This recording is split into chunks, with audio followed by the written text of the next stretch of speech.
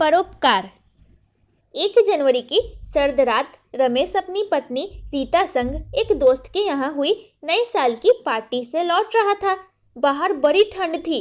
दोनों पति पत्नी कार से वापस घर की ओर जा रहे थे। तभी सड़क किनारे पेड़ के नीचे पतली पुरानी फटी चिथरी चादर में लिपटे एक बूढ़े भिखारी को देख रमेश का दिल द्रवित हो गया। उसने गाड़ी रोकी। पत्नी रीता ने रमेश को हैरानी से देखते हुए कहा, क्या हुआ? गाड़ी क्यों रोकी आपने? वह बूढ़ा ठंड से कांप रहा है रीता, इसीलिए गाड़ी रोकी। तो रमेश बोला, रीता, गाड़ी में जो कंबल पड़ा है ना, उसे दे देते हैं। क्या वो कंबल?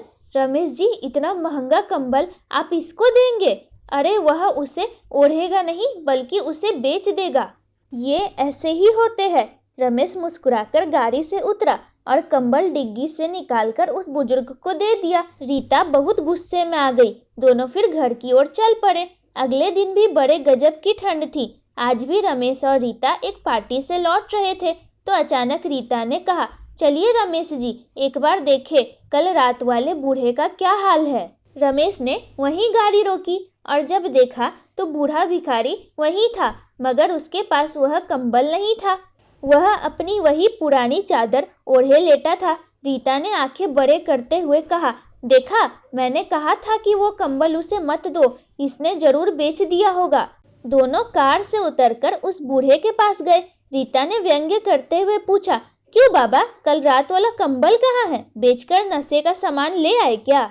बुजुर्ग ने हाथ से इशारा किया जहाँ थोड़ी दूरी पर एक बूढ़ी औरत लेटी हुई थी जिसने वही कंबल ओढ़ा हुआ था।